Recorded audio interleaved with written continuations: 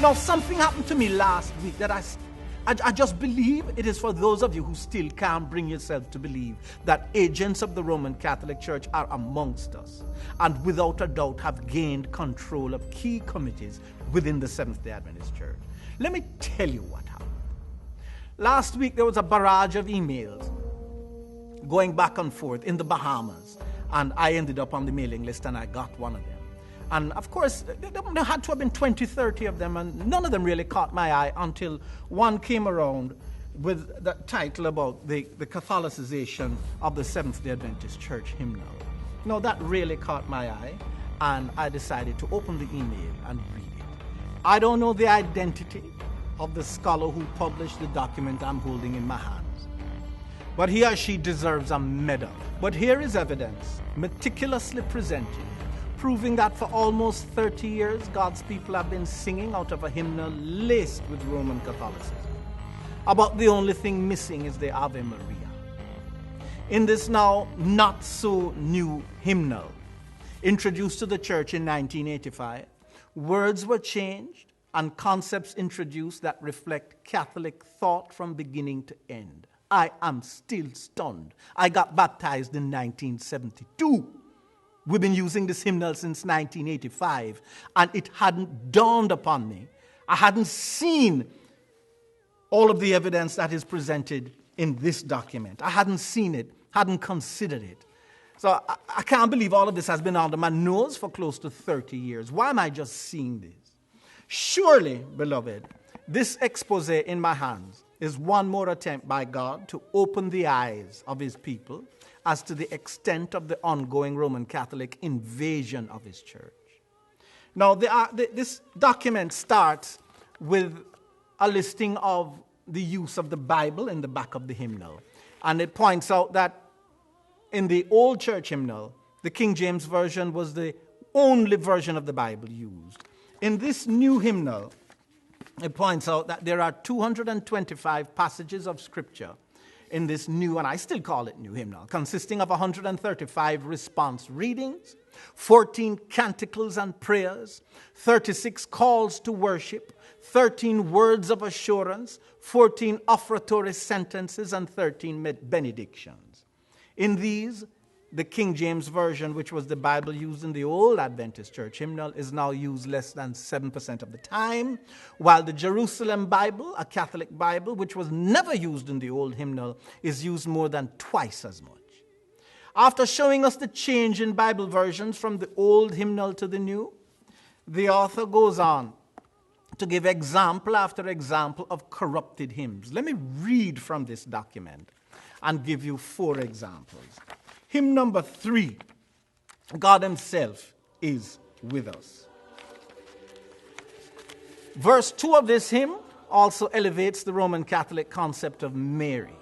Come, abide within me. Let my soul, like Mary, be thine earthly sanctuary. This again assumes Mary is still alive. Gerhard Tertzigen wrote the words of this hymn in German. A literal translation of the German words which he originally penned possesses no reference to Mary whatsoever. The original words were, Lord, come dwell in me. Let my heart and my spirit be another temple for thee. Why did the Seventh-day Adventist Church Hymnal Committee accept a Catholic change to an originally Protestant hymn? The second, hymn number 142, Angels we have heard on high. Everybody knows. In this hymn, verse 4 uplifts the Catholic notion that the dead are heavenly saints who can assist us. Mary, Joseph, lend your aid. How can they lend their aid when they're dead? While we raise our hearts in love.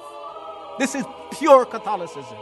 The verse has no place in a true Seventh-day Adventist hymnal. In fact, this song was never found in earlier Seventh-day Adventist hymnals.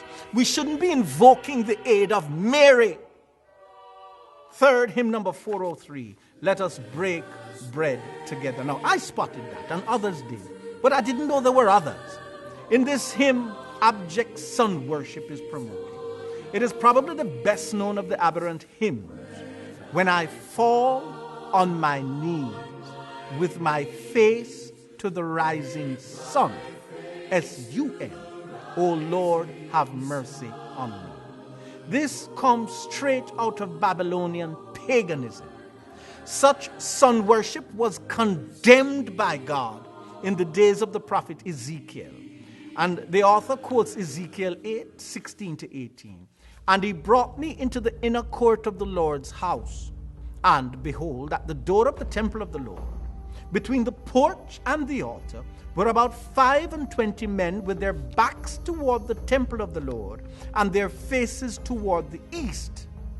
And they worshiped the S-U-N toward the east. Then he said unto me, have you seen this, O son of man? That's God talking. Is it a light thing to the house of Judah that they commit the abomination which they commit here? And the author goes on. The important point here is that whoever gained control of this committee, the Seventh-day Adventist Church Hymnal Committee, saw to it that a song exalting pagan sun worship, which is what the Catholic Sunday is all about, was included in our hymnal. Come, let me give you one more. I've saved this one for last, and there are many, many others. You can go online, or I'll put a link to this at our website, and you can read it for yourself. This one is a real classic, and it helps explain why we're using the shot on your screen as a backdrop. Hymn number 471, Grant Us Your Peace. All the verses of this hymn are virtually identical to the hymn sheet handed out in the Vatican Square when the Pope lectures the assembled crowd. The 4 verses are identical in 4 languages: Latin, English, French, and Spanish. The English states, Father, grant us your peace. O loving Father, grant us your peace. Grant us peace. Grant us your peace. Grant us peace. Loving Father, grant us your peace. In 4 different languages, thousands of faithful Catholics, with their eyes fixed on their Holy Father standing in the distant window, intoned their worshipful prayer to him. Consider the Latin version of what they tell him, as it is written in our new Seventh-day Adventist hymnal. Dona nobis pacem, pacem. Dona nobis pacem. Dona nobis pacem. Dona, are you tired of it? Dona nobis pacem. Dona nobis pacem. Dona nobis pacem. This same Latin phrase is in a Catholic Mass. And by the way, didn't Jesus tell us not to use vain repetitions? Are you getting the picture this morning? It's not just David Moll getting bent out of shape about the wickedness of the Great Hope. It predates the Great Hope. The tampering with the Adventist Church Hymnal and the issuing of this new one was done in 1985. We've been had somewhere. I know there's a room in the Vatican, maybe it's at the General Conference, with a whole bunch of cardinals and bishops lifting their glasses and toasting, who knows, maybe toasting Mary and calling us a pack of absolute idiots for what we've allowed to take place.